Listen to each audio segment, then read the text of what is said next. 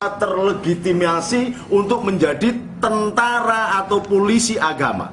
Dan ini berarti menghina dan menistakan agama.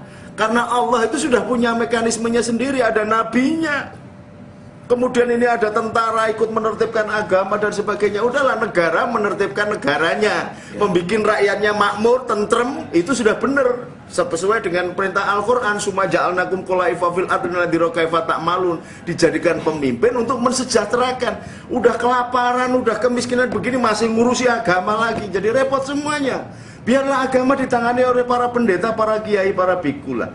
Nggak usah pakai aturan-aturan SKB ini, SKB ini. Menterinya aja nggak mudeng agama, bikin SKB bagaimana? Itu loh, menteri agamanya aja masuk penjara, bagaimana mau bikin SKB?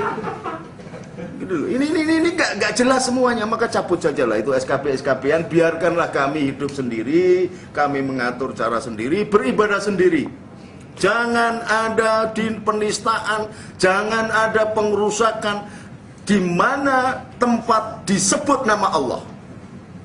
Nama Allah boleh disebut dengan Bapa, boleh disebut Sang Yang Widiwasa, boleh disebut dengan Ilah, dengan Allah, dengan Allah, dengan Ar-Rahman atau yang Maha Kasih, yang Maha Kudus, yang Maha apa, nggak masalah. Karena Al-Quran sendiri mengatakan begitu. Qulitullaha abidur Rahman, ayamatada'u falahul asma'ul husna. Panggillah aku ini yang Maha Kasih, atau Allah, atau nama apa saja yang baik. Jadi kenapa kemudian jadi persoalan tersendiri bahwa namanya beda-beda? Nah ini biangnya yang utama adalah SKP 2 Menteri dan SKP 3 Menteri diproduksi oleh orang yang nggak paham tentang psikologi agama, psikologi para pemeluk agama.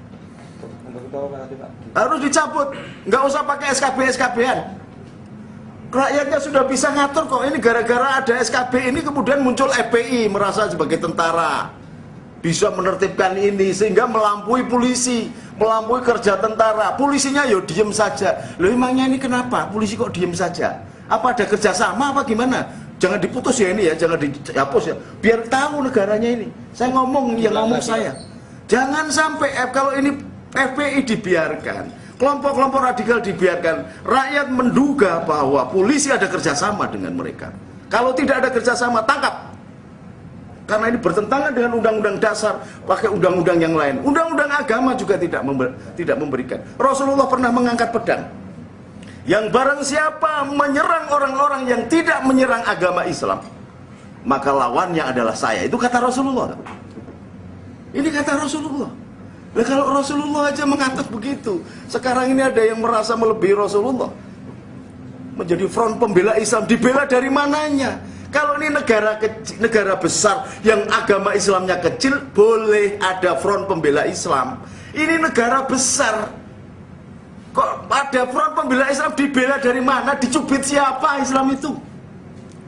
Mulai presiden sampai RT-nya itu orang Islam, dibela dari mananya? Emangnya Gusti Allah itu tidak maha kuasa, harus ada pembelanya? Gusti Allah nggak usah dibela, nggak perlu dibela Gusti Allah. Dia punya malaikat, punya segalanya. Cukup dengan kun fayakun selesai. Pakai dibela-bela segala, emang tidak berkuasa Pak? Ini yang nggak jelas. Jadi mohon ini SKP 2 Menteri sekali lagi, atau SKP 3 Menteri cabut.